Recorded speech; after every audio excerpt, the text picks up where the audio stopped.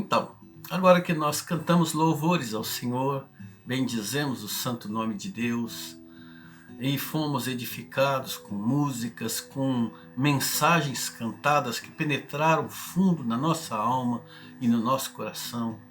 Mais uma vez vamos pedir ao Senhor que fale conosco através da sua palavra, através da reflexão do Espírito Santo abrindo a nossa mente, o nosso entendimento e trazendo para nós também uma mensagem, um alerta, um alento, um estímulo, uma motivação, uma exortação da palavra de Deus que possa nos nortear, que possa nos guiar nesses novos tempos que a pós-pandemia está trazendo para a realidade do mundo, para a realidade da igreja, para as nossas próprias realidades e os desafios que isso traz para as nossas vidas. E pensando nisso, me veio à mente um texto que pareceu bastante oportuno e eu queria compartilhar com vocês. O texto está em Deuteronômio, livro de Deuteronômio, capítulo 6. Eu queria ler para vocês. Livro de Deuteronômio, capítulo 6, dos versículos 10 ao versículo 25. Diz assim: Havendo, pois, o Senhor teu Deus introduzido na terra que sob juramento prometeu dar aos seus pais, Abraão, Isaque e Jacó, que daria grandes e boas cidades que tu não havia edificado e casas cheias de tudo que é bom, casas que vocês não encheram e poços abertos que vocês não abriram, e lhes daria vinhas e olivais que vocês não haviam plantado, e comereis e te fartareis. Guarda-te, pois, para que não te esqueças do Senhor, que te tirou da terra do Egito, da casa da servidão. Porque o Senhor teu Deus, ao Senhor teu Deus temerás e a Ele tão somente servirás, pelo seu nome somente jurarás. Não seguirás outros deuses, nenhum dos deuses dos povos que houver na roda ao redor de ti. Porque o Senhor teu Deus é Deus zeloso no meio de ti, para que a ira do Senhor teu Deus não se acenda contra ti e destrua sobre a face da terra a tua presença. Não tentarás o Senhor teu Deus como tentastes em Massá. Diligentemente guardarás os mandamentos do Senhor teu Deus, os seus testemunhos, os seus estatutos, que ele te ordenou. Farás aquilo que é reto e bom aos olhos do Senhor, para que bem te suceda e entres e possua essa boa terra que o Senhor, sob juramento, prometeu dar aos teus pais, lançando todos os inimigos diante de ti, como o Senhor tem dito. Quando teu filho, no futuro, te perguntar dizendo o que significam os testemunhos, os estatutos, os juízos que o Senhor nosso Deus vos ordenou, então vocês dirão aos seus filhos: nós éramos escravos de Faraó no Egito, porém o Senhor de lá nos resgatou com sua mão poderosa. Aos nossos olhos ele fez o Senhor sinais e maravilhas, grandes e temíveis, contra o Egito e contra Faraó e contra a sua casa, e dali nos tirou para nos levar e nos dar uma terra que, sob juramento, prometeu dar aos nossos pais. O Senhor ordenou que cumpríssemos todos os seus estatutos e temêssemos o Senhor nosso Deus para o nosso perpétuo bem e para nos guardar a vida, como tem feito até hoje. Será por nós justiça quando tivermos cuidado de cumprir todos esses mandamentos perante o Senhor nosso Deus, como nos tem ordenado. Até aqui. Mais uma vez, meu Pai querido, nós pedimos a bênção do Senhor para nos conceder o teu entendimento. O entendimento que o Espírito Santo, e somente Ele, pode nos ajudar agora a esclarecer este texto, esta passagem, estes ensinamentos para o nosso entendimento. Não apenas para conhecermos a história do que aconteceu lá atrás, mas para podermos também trazer os ensinamentos para a nossa vida hoje, para a realidade que nós estamos vivendo, para os desafios que nós temos hoje, para as lutas que nós atravessamos hoje. Aquilo que o Senhor ensinou lá atrás, ajuda-nos a aprender e a praticar hoje. Nós te pedimos em nome de Jesus. 40 anos tinham se passado desde que aquele grande povo tinha sido liberto da escravidão do Egito e caminhado pelo deserto rumo à terra prometida. A viagem podia ser bem mais curta. Mesmo tendo algumas paradas longas por vários meses, parado lá no Monte Sinai para ter dado a lei, instruções para o povo, ainda assim nós sabemos que essa jornada poderia ter sido abreviada e muito. Se não fosse a murmuração do povo, a desobediência do povo, a rebeldia do povo, a ingratidão do povo, as muitas e muitas maneiras como eles agiram como rebeldia e incredulidade, então Deus decidiu fazer daquela jornada uma grande escola para disciplinar e treinar o coração do seu povo, para prepará-los para entrar na terra prometida. E esse texto nos mostra então o final dessa jornada, quando o povo já está prestes a entrar de fato, atravessar o Jordão e começar um novo tempo nas suas vidas e começar novos desafios pela frente. Tinha se passado 40 anos e essa geração que estava ali, ouvindo as últimas palavras de Moisés, não era exatamente todos aqueles que tinham saído do Egito, porque durante esses 40 anos muitos morreram no caminho. Quem estava ali ouvindo essas palavras eram aqueles que saíram com menos de 20 anos, quando saíram do Egito, e aqueles que nasceram durante a peregrinação dos 40 anos no Egito. Então essa nova geração estava ali ouvindo as últimas palavras de Moisés antes de entrarem na Terra Prometida, antes de se apossarem daquele novo tempo nas suas vidas. E Moisés está falando com muita emoção no seu coração, com muita comoção, porque Moisés gostaria de entrar também. Mas Deus já tinha falado para ele que o seu trabalho, o seu ministério estava encerrando. À frente deles havia uma grande conquista a ser feita, um novo tempo, novos desafios, novas oportunidades que teriam pela frente, novos tempos, novas terras. Mas Deus disse para Moisés: o seu trabalho está se cumprindo. Eu já escolhi outra pessoa para dirigir o povo e você está concluindo o seu trabalho. Então Moisés, mesmo tendo o senso de responsabilidade cumprido, dever cumprido, ainda assim dentro dele havia uma angústia na sua alma. Havia algo que estava trazendo apreensão ao seu coração. Porque ele sabia e ele antevia que toda aquela novidade que o povo iria conhecer, o povo iria ver coisas novas quando eles atravessassem o Jordão, daquele novo tempo, daqueles novos desafios, poderia trazer um estremecimento para a fé dos filhos de Deus. Eles poderiam ficar tão emocionados, ficar tão absorvidos com aquele impacto de tantas coisas novas que eles estariam vendo, que eles afastariam os seus corações, a sua fé e o seu compromisso do Senhor. Basta nos lembrarmos aqui, irmãos, que daqueles que estavam ali, que tinham mais de 40 anos de idade, 40, 50, 60 anos de idade, eles passaram a infância deles e a adolescência deles de uma forma muito tacanha, muito miserável. Eles eram escravos no Egito, eles eram oprimidos, eles tinham muito poucas coisas, eles tinham casas muito paupérrimas, eles tiveram uma infância triste.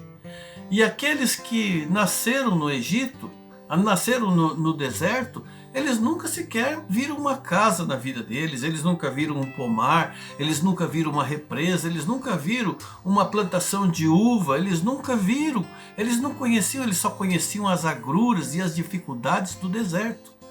Agora Moisés temia que quando eles atravessassem o Jordão e recebessem todo aquele benefício, porque Deus disse que eles receberiam casas que eles não construíram, cheios de coisas que eles não colocaram lá, com animais no pasto, com com plantações, com uvas, com olivais, com rebanhos, com comodidades tais, cidades cheios de oportunidades, cheios de riquezas, oportunidades de enriquecimento, quantas coisas que haveria de fascinar e de trazer impacto ao coração daquele povo. Moisés fica apreensivo de que o povo, vendo tudo isso, vendo todas aquelas novas oportunidades, daqueles novos desafios, daquele novo tempo, se esquecessem do Senhor, esfriassem o seu compromisso e a sua fé. Por isso ele gasta então 40 dias recapitulando tudo aquilo que foi ensinado durante 40 anos. E justamente o que significa Deuteronômio é o livro da repetição. Ali ele está repetindo, recapitulando tudo aquilo que foi ensinado para o povo por mandato de Deus durante os 40 anos de peregrinação no deserto. Ele está fixando aquele ensinamento na mente e no coração daqueles seus irmãos, daqueles seus compatriotas, porque ele mesmo não poderia ir seguir, ele não poderia ir em frente, então ele tinha que ter convicção de que eles continuariam firmes no processo de crescimento, de aperfeiçoamento com o Senhor.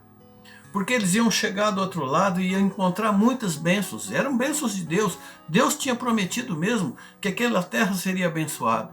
Mas corria-se o risco deles estarem só em busca das bênçãos e esquecendo o compromisso. Como a gente vê hoje ainda, muitas pessoas estão em busca de uma bênção, estão em busca de uma cura, estão em busca de um emprego, estão em busca de uma libertação, de resolver um problema, de um milagre na sua vida, mas não querem compromisso com o Senhor. E o Senhor não está em busca desse tipo de compromisso também, não. Ele quer adoradores que o adorem em espírito e em verdade, que o queiram mais do que as coisas que Ele pode dar. Aliás, a gente tem muito mais benefício em ter compromisso com o Senhor do que buscar as bênçãos do Senhor. Porque quem tem compromisso com o Senhor, tem as bênçãos do Senhor. Mas quem só quer as bênçãos do Senhor e não quer compromisso com Ele, perde o que é mais importante. E essa era a preocupação do coração de Moisés naquele momento. Porque o povo iria receber tudo aquilo de mão beijada.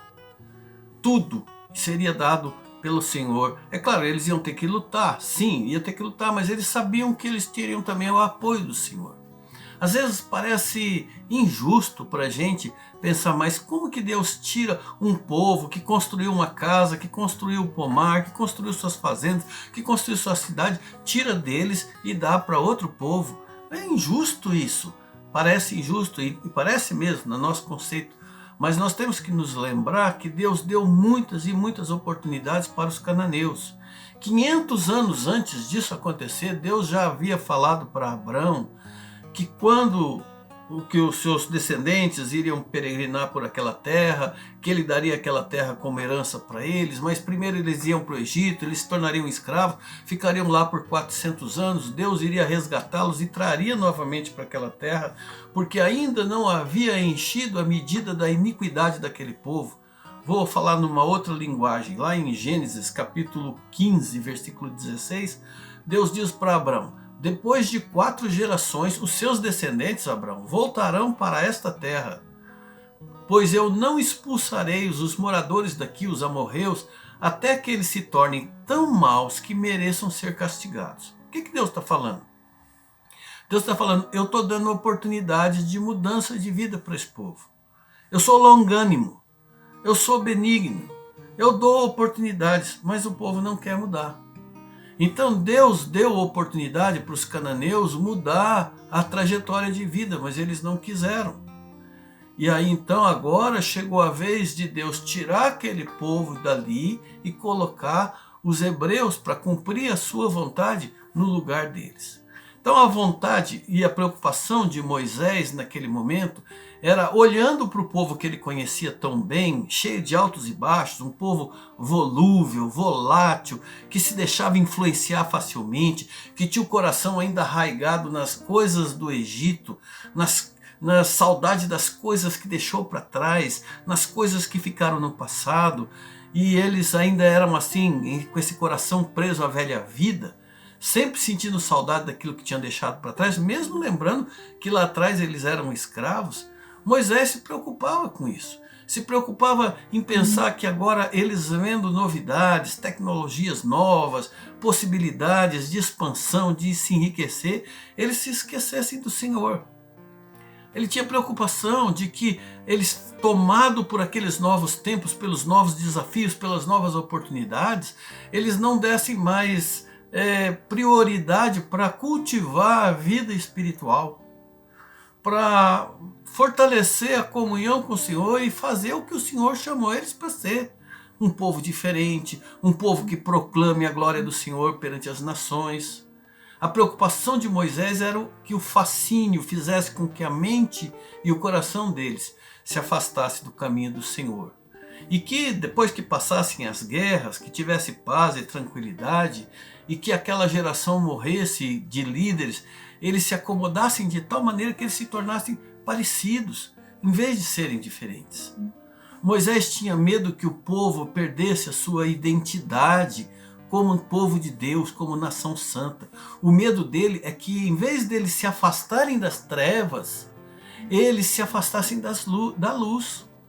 O medo de Moisés é que, em lugar do povo de Deus se tornar glória para as nações, se tornar referencial da glória de Deus para as nações, eles se tornassem imitadores das nações. Eles se amoldassem aos costumes das nações e adotassem os costumes do povo que Deus mandou destruir, do mundo que Deus não gostava. Em vez de manifestar a glória, se tornasse parecido com aqueles que Deus tanto odiava. Esse era o temor que estava no coração. E de uma certa forma, esse perigo que rondava o povo de Deus lá no passado, o povo de Deus enfrentou naquela nova terra, naquele novo tempo, com aqueles novos desafios, é muito similar aos perigos que nós enfrentamos nesses novos tempos que começam pós-pandemia. Nós vivemos novos tempos, com novos desafios também pela frente. Nós temos desafios e nós temos oportunidades, e nós como igreja do Senhor, e nós como cristãos, e como sociedade, como Brasil, como mundo, nós vivemos um novo tempo e tem desafios.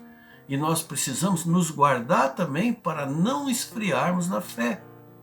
Nós também temos que tomar cuidado para não perder, para não deixar de descuidar da vida espiritual nesse novo tempo que nós estamos entrando, que é diferente de tudo que nós já vimos, de tudo que nós já vivemos, de desafios que são muito diferentes daqueles que nós já sonhamos antes para nós, para a igreja, para a família, para trabalho e tudo mais. E se nós não cuidarmos, se nós não tomarmos cuidados com praticar aquilo, relembrar como ele fez com o povo e praticar aquilo que nós aprendemos, não apenas memorizar texto da palavra, aprender histórias bíblicas, mas praticar aquilo que nós aprendemos, nós pouco a pouco vamos nos afastando de Deus e vamos nos tornar o problema que aconteceu com aquela geração que veio depois, que se afastou do Senhor. Conforme escreveu o apóstolo Pedro, vós, porém, que somos nós, vós, porém, sois raça eleita, nação santa. Qual é a identidade do cristão? Nós somos nação santa. Qual é a nossa identidade cristã? Nós somos sacerdócio real. Nós somos uma raça eleita. Com qual é o propósito? Para proclamar as virtudes daquele que nos tirou das trevas para a sua maravilhosa luz. Esse é o propósito. É o propósito da gente ter sido liberto. Nós também fomos libertos do Egito. Só que o nosso Egito é o pecado, é a escravidão. Nós fomos libertos. E nós fomos libertos com um propósito. E o propósito é manter a nossa identidade cristã. E a gente tem que tomar cuidado nesses novos tempos para a gente não perder isso. E olha que quando Pedro falou estas coisas, a igreja estava sendo perseguida. Ela era perseguida porque os padrões que Deus estabeleceu para a igreja incomodavam o mundo. A santidade incomodava quem gostava do pecado. Quem vivia na luz, radiando luz, incomodava quem gostava das trevas. Mas ainda assim a igreja crescia, porque não é na imitação que a igreja cresce, é na diferença. Foi a diferença e não a igualdade que fez a igreja crescer mesmo no meio da perseguição. E esse é o maior perigo que nós, como igreja, sofremos hoje. É o mesmo, é o temor, é o perigo da gente buscar uma adaptação, sabe? Para que as pessoas gostem da gente. A gente evita de fazer aquilo que incomoda os outros e a gente começa a fazer aquilo que os outros gostam, para que a gente possa ser politicamente correto, para que a gente possa agradar a todos. Eu não estou dizendo que a gente, como cristão, tem que ser esquisitão, que a gente tem que ser antipático, bitolado ou radical, mas nós não podemos ser iguais. Não podemos, nós somos separados, somos nação santa, separados, povo de Deus, exclusivo de Deus, com a finalidade de manifestar Deus, glorificar a Deus. Não podemos ser iguais. É a diferença que vai fazer a diferença, não a imitação. Se a gente imitar, a gente perde. Então a preocupação de Moisés era que Israel, quando entrasse naquela outra cultura, naquele novo tempo, naquele novo povo, ficasse tão fascinado com a tecnologia, com as possibilidades, que se esquecesse de Deus, que se afastasse dos caminhos do Senhor, que deixasse com que aquelas coisas tomassem primeiro lugar nas suas vidas e não Deus. Isso foi com eles, mas e com a gente? Quais são os perigos que nós, cristãos, corremos hoje com esses novos tempos que a pandemia trouxe? Nós como cristãos, nós como igreja. E eu queria citar dois. Em primeiro lugar, nós corremos o risco de nos encantarmos tanto com as novidades desta terra que nos esquecemos das promessas do céu. A gente se encanta com o que esta terra pode oferecer e nos esquecemos das promessas que o Senhor nos fez. Aí versículo 10, 11 e 12 fala sobre isso. As bênçãos da terra prometida que foi oferecida para Israel eram boas mesmo, eram dádivas de Deus, eram coisas magníficas. No entanto, o povo não podia depender só das bênçãos, eles tinham que depender do compromisso com Deus. Deus não queria que o povo entrasse lá, só olhasse para as bênçãos, só para os benefícios, só para as coisas boas e quisesse desfrutar apenas desses benefícios. Eles deveriam desfrutar do compromisso com o Senhor, que é a bênção maior que tem. Então, a gente corre o risco também de querer buscar só a bênção, de querer buscar só a oportunidade, de querer buscar só aquilo que traz proveito para nós, e se esquecer do compromisso, de servir, de honrar aquilo que nós assumimos como compromisso com o Senhor. Porque ainda hoje a gente vê assim, muitos querem a bênção, mas não quer o compromisso.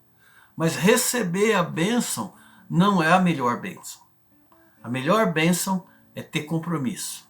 Porque quando tem compromisso, nós estamos com a fonte da bênção. E ela nunca falta para quem tem compromisso com o Senhor.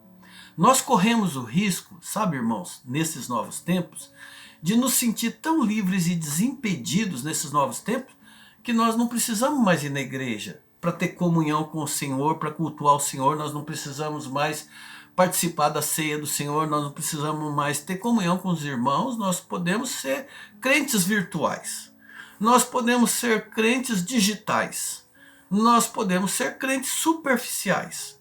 Nós podemos ir de lugar em lugar. Nós não precisamos ter compromisso, nem vínculo, nem coisa alguma.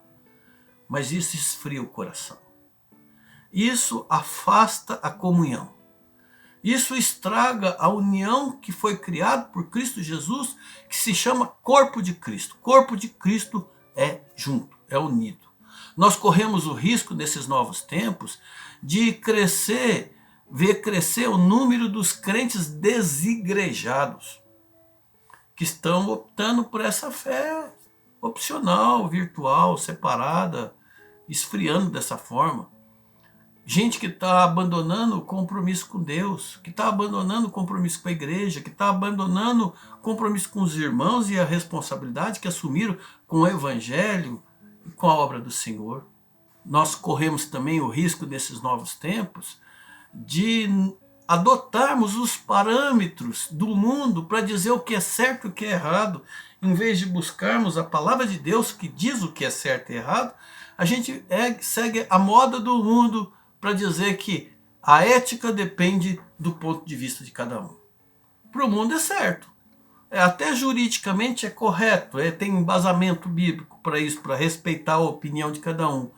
Mas nós temos um compromisso com a palavra de Deus, que é a verdade. A verdade não é o que eu penso, não é o que eu acho, não é o que é consenso geral. A verdade, é somente ela que liberta, é a palavra de Deus.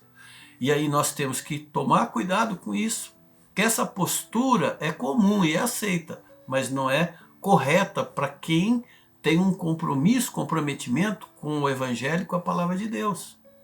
A gente corre o risco nesses tempos, agora, novos tempos, com esses novos desafios, com tantas oportunidades que oferece a internet, por exemplo, que a gente não acha mais tempo para fazer um momento devocional. Pode até achar, se a gente fazer um esforço, desde que não passe de 5 minutos. Mas passar disso não dá, porque eu tenho tanta coisa para ver no WhatsApp, tanta coisa, e não dá. Meus irmãos, são tantas coisas que povoam na nossa mente, tantas ideias, até ideias filosóficas disfarçadas de modernidade, né? Que estão aí pulverizando a nossa mente nesses novos tempos. O subjetivismo, que é essa linha de pensamento de que a verdade é individual. Você tem a sua verdade, eu tenho a minha. Se isso fosse verdade, não tinha verdade, porque cada um faz a sua verdade, virava um hospício, um mundo, uma torre de Babel de novo. Mas é uma ideia filosófica que toma forma cada vez mais no mundo. O subjetivismo, o relativismo, que nenhuma ideia, que nenhum pensamento, que nenhuma doutrina é absoluta, que tudo depende da época, depende do lugar, depende de quem fala, depende da situação. Por isso, não tem uma verdade bíblica, doutrina correta, porque depende do que você pensa, depende do que eu penso. Ou pluralismo, que nenhum assunto se fecha se você não levar em consideração todas as opiniões, todo ponto de vista, toda experiência, toda maneira de pensar. Imagina que balela, que confusão vira se cada um der a sua opinião sobre quem é Deus, sobre o que é o certo, o que é o errado. O sincretismo, que é essa mistura de crenças, de credos, de religião, ideologias, culturas, para formar uma nova maneira de pensar. Esse é o caminho do anticristo, né? Para criar uma nova religião que seja universal, mas não é o caminho do Senhor. E a gente tem que tomar cuidado para não entrar por esses caminhos dos novos tempos. Porque se entrarmos por esse caminho, não dá para caminhar com o Senhor. Não dá. Então, em primeiro lugar, nós corremos o risco de ficar tão assim encantado com as novidades deste novo tempo que nos esquecemos do porvir, que nos esquecemos das promessas dos céus. Em segundo lugar, nós corremos o risco de adotarmos o estilo de vida que aborrece a Deus. Deuteronômio 6, de 13 a 19, fala isso. O Moisés deu o recado de Deus. Deus tinha falado para o povo e ele falou, gente, essa terra é uma terra boa, que mana leite e mel, uma terra maravilhosa, tem isso, tem aquilo outro. Estou dando tudo isso de mão beijada para vocês. E eu vou dizer uma coisa, eu não estou dando, Deus dizendo para o povo hebreu, não estou dando para vocês porque vocês são melhor do que os cananeus, não. Eu dei a oportunidade para eles e eles não aproveitaram a oportunidade, agora eu estou dando para vocês. Mas eu quero dizer uma coisa, eles estão perdendo a oportunidade deles porque eles fazem um monte de coisa que eu detesto. Eles adoram imagens, eles constroem imagens de deuses que eles mesmos fizeram e eles adoram. Imagens de santos, de deuses, fazem fogueira, consagram seus filhos na fogueira e adoram ídolos, e adoram astros, e adoram espíritos malignos, e fazem bestialidade com animal, e pedofilia, e tanta coisa horrorosa que eu odeio, que eu adultério, promiscuidade, tudo. Essas coisas que eu odeio, eles fazem. Então, eu estou tirando esse povo e estou colocando vocês para morarem aqui. E eu vou abençoar vocês, e vou dar vida longa, e vou fazer vocês prosperar, e vou dar saúde, e fazer ter gado, e ter longevidade, tudo isso. Desde que vocês caminhem comigo, tenham um compromisso comigo. Mas o dia que vocês começarem a fazer as mesmas coisas que ele, eu vou fazer com vocês a mesma coisa que eu estou fazendo com eles. Em lugar de bênção, vocês vão receber disciplina. Então, a gente caminha junto desde que haja entre nós esse compromisso, esse comprometimento. Deus fala então através de Moisés para isso. Se me aborrecerem fazendo as mesmas coisas, e então eu vou também fazer o que eu fiz com os hebreus. E a gente sabe que mais à frente aconteceu mesmo, através dos assírios, através dos babilônios. Então esse era o segundo risco que o Moisés percebeu, que o povo pudesse adotar um estilo de vida que aborrecesse tanto ao Senhor, que trouxesse juízo para eles. E toda aquela angústia de Moisés é uma angústia que é traduzida para os dias de hoje, para a igreja dos nossos dias, que incomoda o momento que nós vivemos também. Porque eu não estou dizendo que a gente adora imagens, que a gente adora ídolos, mas a gente corre o risco da idolatria também quando a gente coloca outras coisas mais importantes do que Deus na nossa vida. Quando Deus já não tem tanta importância para nós quanto o nosso lazer, quando Deus já não tem tanta importância para nós quanto o nosso entretenimento, quanto a nossa opinião, quanto os nossos passeios, quanto o nosso dinheiro, quanto outras pessoas e tal, ocupando, ou nós mesmos, ocupando o lugar que deveria ser de Deus. Nós caímos em idolatria. Nós podemos errar como eles erraram, com murmuração, com reclamação, com rebeldia, com falta de gratidão. Nós podemos errar como eles erraram, deixando de dar bom testemunho, deixando de influenciar bem, melhor, para o bem, a sociedade, a nossa família, o ambiente onde a gente trabalha, o lugar onde a gente estuda, os nossos amigos. Então, com essas coisas, nós também aborrecemos o Senhor. Nós precisamos nos cuidar nesses novos tempos de fazer a diferença, de ser diferente de um jeito bom, de fazer a diferença. E para terminar, o Moisés deixou 2 conselhos para o povo de Deus, para que eles conseguissem resistir às tentações naqueles novos tempos, naquela nova realidade, com aqueles novos desafios. O primeiro conselho foi: mantenham-se vigilantes. Mantenham-se vigilantes. Guarda-te para que não se esqueça quem tirou vocês do Egito, da casa da servidão. Deus tirou eles da escravidão, eles deveriam ser gratos por isso e não praticar mais as coisas da época da escravidão. A mesma coisa para nós. Lembra o que foi pago para que a gente saísse da escravidão? Nós também estivemos no Egito. Só que o nosso Egito se chamava pecado. O nosso Egito era escravidão ao pecado. As armadilhas de Satanás, a lamaçal do pecado, as trevas, o Senhor nos tirou de lá, com seu precioso sangue. E o que a gente pode fazer? Fugir do pecado. Vigiar quando a gente se sente tentado pelas coisas, pelos fascínios, pelas oportunidades que o mundo oferece, que a gente sabe que é contraditória à palavra de Deus. A gente tem que vigiar para não cair em tentação, não abrir brechas. O diabo, a gente já viu, Pedro já falou isso várias vezes, é como um diabo, como um leão que anda ao redor procurando uma brecha, uma oportunidade para nos morder, para devorar. Então a gente tem que estar vigilante. A gente tem que vigiar nós mesmos. Como Paulo falou para Timóteo: Timóteo, ensina os outros, mas cuida de você mesmo. Tem cuidado de ti mesmo e da doutrina. Continua nesses deveres, porque quando você fizer isso, você salva os outros, mas salva você mesmo.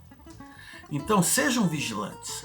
E o segundo conselho é: mantenha-se comprometido com a palavra de Deus. Aí ele disse lá: diligentemente guardarás os mandamentos do Senhor teu Deus e os estatutos e o que ele te ordenou. O Moisés está dizendo: olha, guarda tudo aquilo que você aprendeu. Mas não é para guardar só, memorizar as histórias que eu ouvi, os versículos. É para praticar a palavra de Deus, o compromisso com Deus, para que você seja fortalecido. É por isso que o salmista vai falar depois no Salmo 119, 11: eu guardo no coração a tua palavra para não pecar contra ti. Quando eu guardo a palavra no coração, quando eu medito na palavra, reflito nela, pratico ela, ela me impede de cair em pecado. Por isso, Moisés terminou dizendo uma promessa para aqueles que guardarem, para aqueles que mantiverem firme a sua identidade, dizendo que outras bênçãos viriam. E o mesmo princípio que ele falou para eles vale para nós. Primeiro benefício de preservar a identidade é que com isso a gente abençoa os nossos filhos, os nossos netos, porque a gente deixa esse legado. Eles vão olhar para nós e vão ver que tem em nós um compromisso com o Senhor. Aqui estava dizendo, quando seu filho no futuro te perguntar, dizendo o que significa esses testemunhos, juízos que o Senhor te ordenou, então você diz para o teu filho, a gente era escravo de Faraó e Deus nos libertou com mão poderosa. Então, a identidade cristã faz com que os nossos filhos vejam quem nós somos. Não só quem nós falamos, mas quem nós somos dentro de casa, nos nossos relacionamentos. E isso vai impactar a vida deles, para que na próxima geração eles também queiram andar nos caminhos do Senhor. A próxima geração precisa saber da nossa identidade cristã. No caso de Israel, isso não aconteceu. Os que conquistaram a terra prometida se envolveram tanto em buscar as suas bênçãos e esqueceram de falar para os filhos. E aí a gente vai ver lá em Juízes 2:10, que diz que se levantou depois da morte de do Josué e daquela geração, se levantou uma nova geração que não conhecia o Senhor, nem tampouco as obras que tinha feito Deus em Israel. E fizeram o que era mal perante o Senhor. Já pensou? Deus fez tantas maravilhas no meio do povo, mas os pais guardaram as suas experiências para si. Eles não mostraram as suas experiências para os filhos. E os filhos não conheceram o Senhor, e eles se afastaram do Senhor e adoraram outros deuses e fizeram o que era mal perante o Senhor. A identidade precisa estar bem clara para que seja em nossas vidas, para que a gente seja capaz de deixar essa herança para os filhos. E para terminar, o benefício de preservar a identidade é que ele faz com que as bênçãos nunca cessem. As bênçãos continuem, as continuidades das bênçãos. E será justiça para nós se tivermos cuidado de cumprir todos os mandamentos perante o Senhor nosso Deus, como Ele ordenou. Porque Deus honra a palavra dEle, mas para aqueles que honram também o seu compromisso. Então, quando nós temos compromisso com o Senhor, não faltam bênçãos do Senhor. Nós não precisamos correr atrás de bênçãos. Não precisamos fazer campanhas e coisa e tal para ser abençoado. Basta ter compromisso com o Senhor. Quem tem compromisso com o Senhor, recebe do Senhor aquilo que precisa, quando precisar, no momento certo. Nós estamos de fato entrando num novo tempo, onde temos que aprender maneiras novas de fazer as coisas, desafios e também oportunidades. O que a gente precisa ter para isso? Precisamos ter coragem, porque, irmãos, não vai ser igual. A gente vai ter que ter coragem de fazer mudanças. A gente vai ter que ter coragem de se adaptar, de aceitar algumas mudanças que vão ser necessárias, porque as coisas mudaram.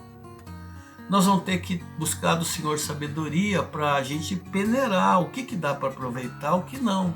Tem muitas coisas boas nesse novo tempo, mas tem coisas que podem atrapalhar a nossa fé e a gente precisa buscar do Senhor essa sabedoria para aquilo que não vai ser danoso para a vida espiritual e para aquilo que vai ser proveitoso. Vamos também colocar o pé no chão e não querer fazer mudanças radicais, e querer mudar tudo de uma vez, e achar um novo jeito de fazer igreja, e agora ser só por internet e coisa e tal, mas vamos fazer as coisas, aproveitando as oportunidades que existem neste mundo, mas sem deixar de olhar para o céu, sem deixar de olhar para as promessas do Senhor e para o alvo das nossas vidas. Finalmente, nós precisamos de perseverança para manter o nosso compromisso com Deus, com a palavra de Deus, com a igreja de Deus e com o testemunho que nós um dia juramos diante de Deus que iríamos realizar neste mundo. Que Deus possa abençoar a sua vida, enriquecer seu coração, te fortalecer e te ajudar a entrar nesse novo tempo, com esses novos desafios e as novas possibilidades também, na segurança de que o Senhor caminha ao teu lado, com compromisso com Ele, mas sem o fascínio desse mundo, olhando para o céu. E nós vamos juntos, e nós vamos vencer. Deus vai nos ajudar, tenho certeza disso. Fica com Deus. Amém.